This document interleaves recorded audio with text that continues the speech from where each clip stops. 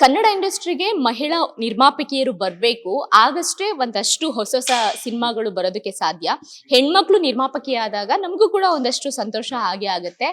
ಈಗ ಇನಿಯನ ಆತ್ಮ ಅನ್ನೋ ಸಿನಿಮಾ ಮೂಲಕ ಕಲಾವತಿ ಅನ್ನೋ ನಿರ್ಮಾಪಕಿ ಇಂಡಸ್ಟ್ರಿಗೆ ಬರ್ತಾ ಇದ್ದಾರೆ. ಅವರು ಕೋಲಾರದ ಪ್ರತಿಭೆ.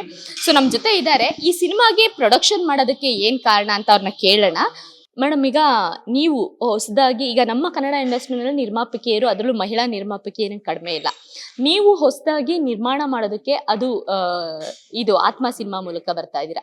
ಯಾಕೆ ಮ್ಯಾಮ್ ನಿಮಗೆ ನಿರ್ಮಾಪಕಿ ಆಗ್ಬೇಕು ಅಂತ ಅನ್ಸಿದ್ದು? ನಮಗೆ ಬೇಕಾದವರು ಮೂವಿದು ಬಗ್ಗೆ ಕರೆದ್ರು, ಅದು ಹೋಗಿ ನೋಡಿದ್ವಿ.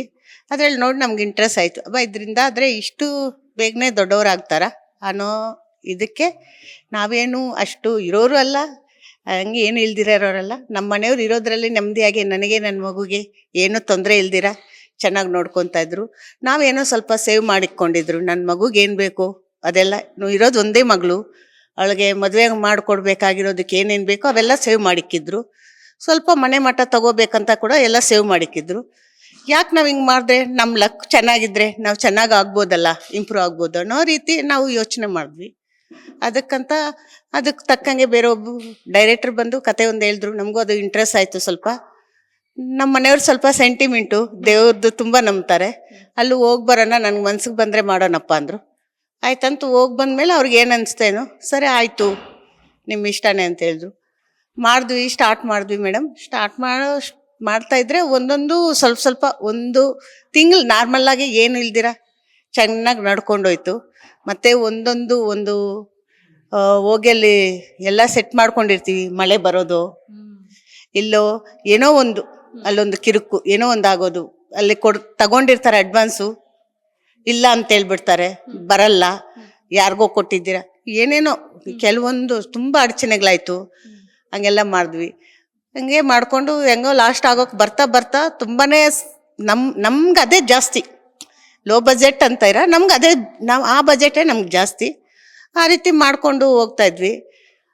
ಲಾಸ್ಟ್ ಮೂಮೆಂಟಲ್ಲಿ ಇನ್ನು ಮಾಡೋಕ್ಕಾಗಲ್ಲೇನೋ, ಮನೆ ಹತ್ರ ಹೋದ್ರೇನ ನಮಗೆ ಪಕ್ಕ ಅಕ್ಕ ಮನೆಯಲ್ಲಿ ಇವ್ರೇನೋ ಫಿಲ್ಮ್ ಮಾಡ್ತಾ ಇದ್ದಾರಂತೆ, ಇವ್ರು ಏನು ಮಾಡ್ತಾರೆ ಬಿಡು, ಏನು ಇವ್ರು ಹೇಳ್ತಾರೆ ಹೋಗ್ತಾರೆ ಬರ್ತಾರೆ, ಇಲ್ಲೇ ಇರ್ತಾರೆ ಮತ್ತೆ ಹೋಗ್ತಾರೆ ಬರ್ತಾರೆ, ಏನೋ ಅನ್ನೋ ಥರ ಕಿಂಡಲ್ ಆಗಿ ಕೆಲವೊಬ್ಬರು ನಾವು ಪ್ರತಿಯೊಂದು ಒಂದು ಡೈರೆಕ್ಟ್ರಿಗಾಗಲಿ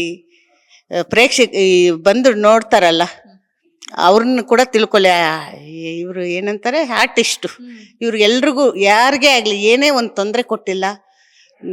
ಪ್ರತಿಯೊಬ್ಬರನ್ನು ತಿಳ್ಕೊಳ್ಳಿ. ಒಂದು ಊಟಕ್ಕಾಗಲಿ ಅವ್ರಿಗೆ ವ್ಯವಸ್ಥೆ ಏನೊಂದಕ್ಕಾಗಲಿ ಏನೇ ತೊಂದರೆ ಕೊಟ್ಟಿಲ್ಲ, ಎಲ್ಲರೂ ಚೆನ್ನಾಗೇ ನೋಡಿಕೊಂಡು. ಆದ್ರೆ ಕೆಲವೊಂದು ವಿಚಾರದಲ್ಲಿ ಸುತ್ತಮುತ್ತ ಅಕ್ಕಪಕ್ಕ ನನ್ನ ಅನ್ಕೊಂಡವರು ಸಹ ಏನೋ ಸಪೋಸ್ ಬರೋವಾಗ ತಪ್ಪಿ ಹೋಗೋದಕ್ಕೆ ಎಂತೆಂಥ ಅವಮಾನ ಪಟ್ಟಿದ್ದೀನಂದರೆ ನಾನು ಬದುಕಿರೋದೇ ಹೆಚ್ಚು ಮೇಡಮ್. ನಿಜ.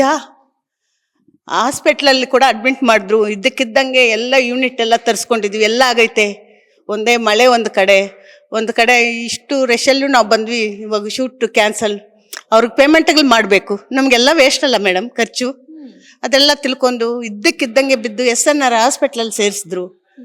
ಅವ್ರಿಗೆ ತುಂಬ ಟೆನ್ಷನ್ ಆಗೈತೆ ಅಂತ ಹೇಳಿದ್ರು. ಹಿಂಗೆ ಅನ್ನೋರು ಮನೆಗಳಿಗೆ ಹೋದ್ರೆ ಕೂಡ ಮೂವಿಯವ್ರಿಗೆಲ್ಲ ಬೇಸಿ ಹಾಕಿದ್ದೀನಿ ಅಂತ ಕೂಡ ಹೇಳ್ಕೊಂಡಿದ್ದಾರೆ ಕೆಲವರು. ನಮ್ಮ ಮೂವಿಯಲ್ಲಿರೋರ್ನ ಆರ್ಟಿಸ್ಟ್ನ ಒಬ್ಬನ ಬಿಡ್ದಿರ ತಿಳ್ಕೊಳ್ಳಿ. ನಮ್ಮ ಮೂವಿಯವ್ರಿಗೆ ನಾವೆಲ್ಲ ಹೋಟ್ಲಿಂದ ಬೇರೆ ಹತ್ರ ಮಾಡಿಸಿ ಹಾಕಿದ್ದೀನಿ. ಅದೇ ಹೋಗ್ಬಾರ್ದ್ರೆ ಬರುತ್ತೆ ಅನ್ನೋ ಥರ ಬಂತು.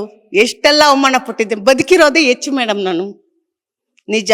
ಆದ್ರೇನು ಸೋಲೋ ಗೆಲ್ತೀನೋ ಸೋಲ್ತೀನೋ ಮಾಡಲೇಬೇಕು ಒಂದು ಹಠ ಹಿಡ್ದು ನಮ್ಮ ಒಡವೆಗಳು ನಾವು ಸಿಕ್ಕಿರೋದೆಲ್ಲ ಏನಿಲ್ಲ. ನಾವು 3 ಜನ ಪ್ರಾಣ ಮಾತ್ರನೇ ಐತೆ, ಎಲ್ಲ ಕಳ್ಕೊಂಡು ನಾವು ಇಕ್ಕಿದ್ದೀವಿ. ನಮ್ಮ ಹತ್ರ ಇರೋದು ಸಾಲಗಳು ಸಹ ಮಾಡಿದ್ದೀವಿ ಸ್ವಲ್ಪ. ಇವ್ರು ಅನ್ಬೋದು ಲೋ ಬಜೆಟ್ ಅಂತ, ನಮ್ಗೆ ಅದೇ ಹೈ ಬಜೆಟ್ಟು. ನಮ್ಮಿದಕ್ಕೆ ಅದೇ ಹೈ ಬಜೆಟ್ ಮೇಡಮ್, ಅದೇ ಹೈ ಬಜೆಟ್ಟು. ಈ ಥರ ಎಲ್ಲ ಮಾಡಿದ್ವಿ.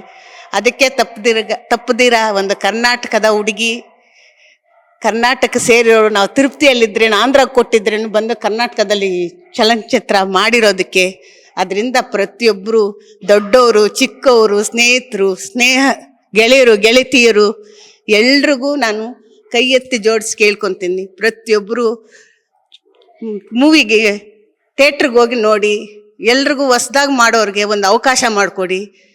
ನಾನು ಕೂಡ ಸಿನಿಮಾಗೆ ಹೋಗಿ ಬಾ ಇದೇನು ಸಿನಿಮಾ ಚೆನ್ನಾಗಿಲ್ಲ, ದುಡ್ಡು ವೇಸ್ಟ್ ಅನ್ಕೊತಾ ಇದ್ದೆ.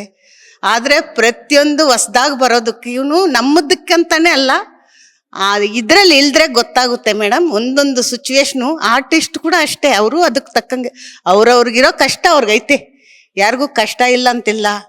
ಏನೇ ತೊಂದರೆ ಇದ್ರೇನು ಅವ್ರು ಬರ್ಬೇಕು ಸೆಟ್ಗೆ ಅಂದರೆ ಬರಲೇಬೇಕು. ಅವ್ರ ಮನೆ ಹತ್ರ ಏನಾಗಿದ್ರೇನು ತಪ್ಪಲ್ಲ, ಬರಲೇಬೇಕು. ಇದಕ್ಕೆ ತಕ್ಕಂಗೆ ಇವತ್ತು ನಮ್ಮ ಹೀರೋ ಬರಲೇಬೇಕಾಗಿತ್ತು. ನಮ್ಮ ಮೂವಿನಲ್ಲೇ ಒಂದು ವಿಲನ್ ಕ್ಯಾರೆಕ್ಟ್ ಮಾಡಿದ್ದಾರೆ, ಅವ್ರ ಹೆಂಡತಿ ತೀರೋಗಿದ್ದಾರೆ. ನಾವು ಕ್ಯಾನ್ಸಲ್ ಮಾಡ್ಕೊತಾ ಇದ್ವಿ, 2-3 ದಿನ ಆಗಿದ್ರೆ ಎಲ್ಲ ಕಟ್ಬಿಟ್ಟಿದ್ದೀವಿ. ಇದ್ದಕ್ಕಿದ್ದಂಗೆ ಕ್ಯಾನ್ಸಲ್ ಮಾಡೋದು ಆಗಲ್ವಲ್ಲ, ಅದರಿಂದ ಇದಾಡ್ದೆ. ಅವ್ರಿಗೂ ವಿಲನ್ಗೂ ಅವ್ರ ಹೆಂಡತಿ ಹೋಗಿರೋದಕ್ಕೆ ಅವ್ರಿಗೆ ಮನಸ್ಸು ಧೈರ್ಯ ಪಡ್ಕೋಬೇಕಂತ, ಆ ಹುಡುಗಿ ಕೂಡ ಆತ್ಮ ಶಾಂತಿ ಆಗ್ಬೇಕಂತ ನಾನು ಪ್ರಾರ್ಥಿಸ್ತೀನಿ.